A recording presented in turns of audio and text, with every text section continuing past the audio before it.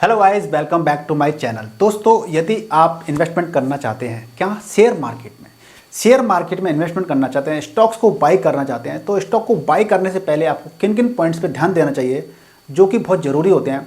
Basically हम लोग गलती क्या करते हैं, गलती ये करते हैं कि हम कहीं से कहीं ना सुनी सुनाई बातों पर, जैसा कि आजकल आपने देखा है सोशल मीडिया का ज़माना है, तो कहीं यूट्यूब चैनल पर या कहीं फेसबुक वगैरह पर, कहीं दूसरे जो सोशल मीडिया माध्यम होते हैं या हमारा फ्रेंड सर्कल होता है, एक हवा बनाई जाती है किसी पर्टिकुलर चीज़ के बारे में कि ये स्टॉक है ना अगले 1 साल 2 साल 5 साल 10 साल के अंदर मल्टी बैगर स्टॉक बनेगा, ये पैनी स्टॉक है, ये इतना रिटर्न देगा, ये वो देगा।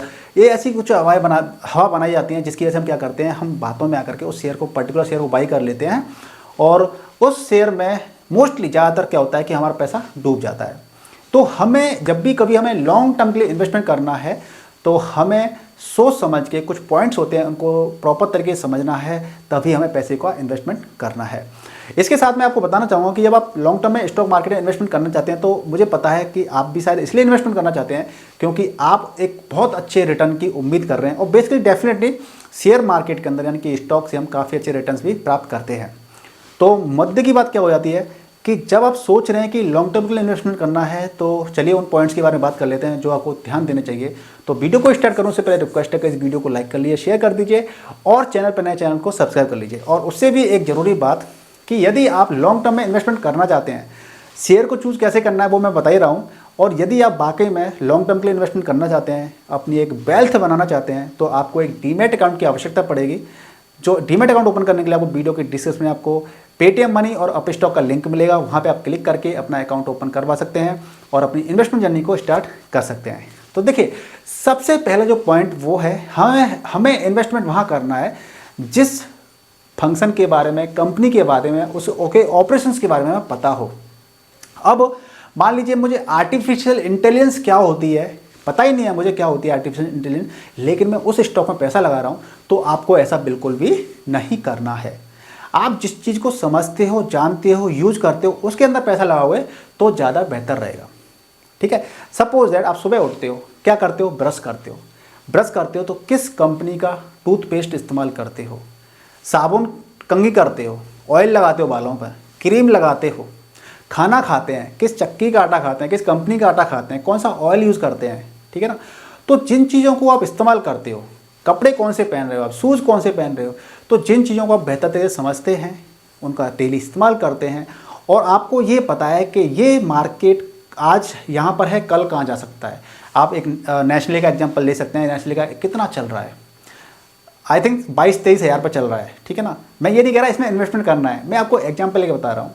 ठीक है ना। तो आपको उस चीज़ में पैसा लगाना है जिस चीज़ को आप समझते हो, जानते हो, महसूस करते हो। ऐसी ही पैसा नहीं लगाना है। आपने लगा दिया फार्मा सेक्टर के अंदर, लेकिन आपको पता है नहीं फार्मा सेक्टर की स्पेलिंग क्या होती है। ठीक है ना। तो इस तरह चीज़ों से आपको दूर रहना।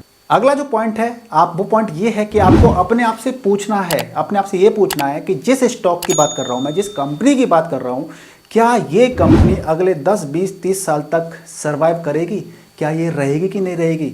आपके माइंड के अंदर कई सारे क्वेश्चन ऐसे होंगे, जो कंपनी थी टॉप पे चल रही थी, पिछले 5 साल 10 साल तक टॉप पे चल रही थी, लेकिन एकदम से वो खाक हो गई।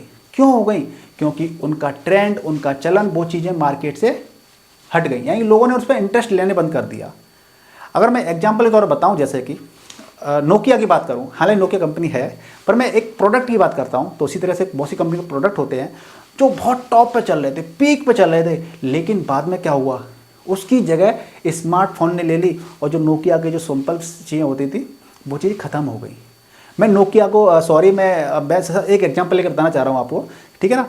तो बहुत से प्रोडक्ट ऐसे होते हैं कि उनकी कब तक चलेंगे, ये देखिए, कोई चीज़ चल रही है, आपको ये पेन है, ठीक है ना, ये पेन है, तो पेन ये क्या 10 साल 20 साल तक सर्वाइव रहेगा, क्या हमें इसकी आवश्यकता पड़ेगी। तो आप ऐसे प्रोडक्ट को देखिए जो सर्वाइवल हो, यानी कि 10, 20, 30 साल तक हो मार्केट में। ऐसा ना हो कि आज कोई एक फील्ड है जो टॉप पे चल रही है, टॉप पर चल रही है, और अगले 5 साल के या 10 साल के बाद में वो क्या हो, खत्म। तो ऐसी जगह पे पैसा आपको नहीं लगाना है। आपको पैसा वहाँ लगाना है जिसकी डिमांड अगले 20-30 साल के अंदर हो। राइट। आपकी जिस कंपनी के अंदर पैसा लगा रहे हैं, उसका जो रेवेन्यू है वो दोगुना तिगुना बढ़े, हर क्वार्टर में, हर साल की तरफ बढ़े, मतलब ऐसा हर जगह पर नहीं होता है, लेकिन जो आपका रेवेन्यू है वो आपकी जो टोटल इनकम होती है, जो प्रॉफिट होता है, नेट प्रॉफिट होता है, उससे ज़्यादा होना चाहिए। रेवेन्यू बेसिकली होता क्या है? रेवेन्यू होता है कि आपने क्या हुआ कि आप मान लीजिए आप जैसे कि बात करें कि जैसे कि आप कोई पेन बेच रहे हैं, पेन को सेल कर रहे हैं, तो पेन को आप बेच रहे हैं, तो पेन मान लीजिए वो बेचा आपने 100 रुपये का, 100 रुपये के आपने 10 पेन बेच दिए, तो आपके पास कितना हुआ? 1000 रुपये का आपका रेवेन्यू जनरेट हुआ। यानी कि आप जो चीज़ बनाते हैं आपने वो चीज़ बेची, तो आपने वो 1000 रुपये की आपने चीज़ सेल की, तो वो 1000 रुपये क्या हो गया आपके? आपका वो हो गया रेवेन्यू। लेकिन रेवेन्यू में आपने लागत कितनी लगाई थी, कितना पैसा लगाया था, जब नेट प्रॉफिट निकाला जाएगा तो उसमें से कितना एक्सपेंस हुए थे वो घटाए जाएंगे ना, तो वो आपका कितना घटा करके आपको कितना नेट प्रॉफिट आपको मिल रहा है। हालांकि सारी चीज़ बहुत एक लंबी प्रोसेस है, पूरी बैलेंस शीट के बारे में बात की जाती है। तो कहने का मतलब ये है कि आपका जो रेवेन्यू होता है वो अच्छा खासा होना चाहिए। मान लीजिए आपने आप क्या कर रहे हो? आप रेवेन्यू को देख रहे हो, आप कंपनी को जब चूज़ करते हो तो रेवेन्यू देख रहे हो कि अच्छा 5000 करोड़ का रेवेन्यू अर्न किया, 10,000 करोड़ का रेवेन्यू अर्न किया, लेकिन आपने नेट प्रॉफिट देखा नहीं। आप उसमें ये भी तो देखो कि रेवेन्यू अगर 100 रुपये कमाए हैं तो उसमें लगा कितना है। क्या 20 रुपये लगा करके 100 रुपये कमाए हैं? मान लीजिए 100 रुपये की कोई भी चीज़ है, तो उसमें क्या 20 रुपये की कॉस्ट लगी थी एक्सपेंसेस, जैसे 80 रुपये कमाए हैं आपने, क्या 50 रुपये लगाए थे। अब मान लीजिए आप कहें कि 100 रुपये कमाए मैंने, लेकिन आपकी जो कॉस्ट थी 90 रुपीज़ आपके एक्सपेंसेस हो गए, तो 10 रुपये कमाए आपने। तो रेवेन्यू के साथ में आपको क्या देखना है? आपका जो नेट प्रॉफिट है वो कितना है, क्वार्टर वाइज या ईयरली, तो वो आपका अच्छा होना चाहिए। रेवेन्यू के बेस पे आप डिसाइड नहीं कर सकते। अब यूँ तो बहुत सी कंपनी ऐसी हैं कि जो 10-10 हज़ार करोड़ का रेवेन्यू जनरेट किया है, लेकिन वो नेगेटिव लॉस में चल रही हैं, ठीक है ना। हमें ऐसी कंपनी में पैसा नहीं लगाना है जो बहुत ज़्यादा कर्जे में चल रही हो। दोस्तों, जो कंपनी बहुत ज़्यादा कर्जे में चलती है, तो वो कंपनी क्या पता कर्जे में चल रही है तो कर्जे को चुकाते चुकाते मान लीजिए कंपनी खत्म हो जाए, या उसको कर्जे में चुकाते चुकाते जो भी उसकी इंटरेस्ट देनी पड़ रही है, जो भी अर्निंग हो रही है वो इंटरेस्ट में जा रही है, तो क्या फ़ायदा ऐसी कंपनी में लगाने का। या फिर जो ज़्यादा जो परसेंटेज ऑफ शेयर होल्डिंग होती है ना, जो प्लेज कर रखे हैं, शेयर को मतलब दे रखा है, उधार दे रखा है, तो आपको ऐसी कंपनीज पर भी क्या करना है? पैसा नहीं लगाना है। आपको ये देखना है कि अगर मान लीजिए एक होता है एक ये होता है कि एक बहुत बड़ी कंपनी है, उसके पास कर्जा भी बहुत है, लेकिन आपको ये पता है कि उसने वो कर्जा लिया है ना, वो बिजनेस को ग्रो करने के लिए लिया है, और ये कर्जा 1-2 साल के अंदर ये कंपनी निकाल देगी, इसके अंदर पोटेंशियल है इस कर्जे को चुकाने का, तो आप वहाँ पे शेयर तो बाई कर सकते हो। लेकिन वहाँ पे बाई नहीं करना है जब तो कर्जा है, लेकिन कोई रोड मैप नहीं है कि पैसा कैसे चुकाएंगे ये लोग, पोटेंशियल नहीं है उनके पास इस पैसे को चुकाने का, तो आप ऐसी जगह पे पैसा ना लगाएं। अगला पॉइंट है कि कंपनी जो प्रॉफिट अर्न करती है, जो नेट प्रॉफिट अर्न करती है, उस पैसे के साथ वो क्या करती है। एक तो वो ये होता है कि कंपनी उस पैसे को एज अ डिविडेंड लोगों में बांट देती है। अच्छी बात है, बहुत सी ऐसी कंपनियां, गवर्नमेंट सेक्टर की कंपनियां, कुछ प्राइवेट सेक्टर की कंपनियां हैं जो अच्छा खासा डिविडेंड देती हैं, यानी कि प्रॉफिट हुआ और अपने शेयर होल्डर्स में अपने पैसे को बांट देती हैं एज अ डिविडेंड।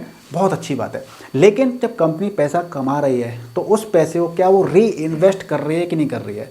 अगर आपको डिविडेंड चाहिए तो ठीक है, डिविडेंड वाली कंपनी में पैसा डाल दीजिए, लेकिन आपको क्या करना चाहिए, अगर आप चाहते हैं कि पैसे से पैसा बने, आपकी वेल्थ बने, तो आपको ऐसे स्टॉक्स में पैसा लगाना चाहिए जहाँ पे कंपनी जो भी पैसा कमा रही है उसको री इन्वेस्ट अपने बिजनेस के अंदर ही कर रही है।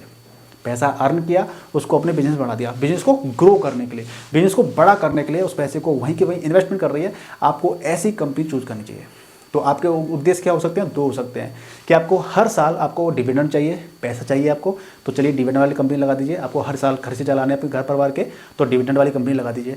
लेकिन आप चाहते हैं कि ग्रोथ, पैसे से पैसा बने, आपका काफ़ी अच्छा बने, तो आप ऐसी कंपनी में पैसा लगाइए, ऐसे स्टॉक्स में पैसा लगाइए जहाँ पर जो ग्रोथ होती है, जो प्रॉफिट होता है, उस पैसे को कंपनी अपने कहीं दूसरी जगह पर प्लांट ओपन करने के लिए या अपने बिजनेस को ग्रो करने के लिए लगाती है ना। आपको ऐसी जगह पे पैसा लगा। कंपनी का ROC अच्छा होना चाहिए, यानी कि रिटर्न ऑन कैपिटल एम्प्लॉयड, यानी कंपनी के पास जो भी एसेट्स है, जो भी कैपिटल है, जो एम्प्लॉय हैं, उनसे कितना पैसा जनरेट कर रही है, जो कैपिटल प्लस जो इन्फ्लेशन होता है उससे कितना ज़्यादा पैसा जनरेट कर रही है, वो जितना परसेंटेज अच्छा होगा ROCE का, उतना ही उस कंपनी को बेहतर माना जाता है। कि मान लीजिए आपके पास 100 बंदे हैं और उन 100 बंदे से आप किस तरीके से अच्छे तरीके से काम निकलवा पा रहे हो, तो वो आपका रहता है कि आपकी कंपनी कितना अच्छा परफॉर्म करवा रही है अपनी एसेट्स को यूज़ करके, ठीक है ना।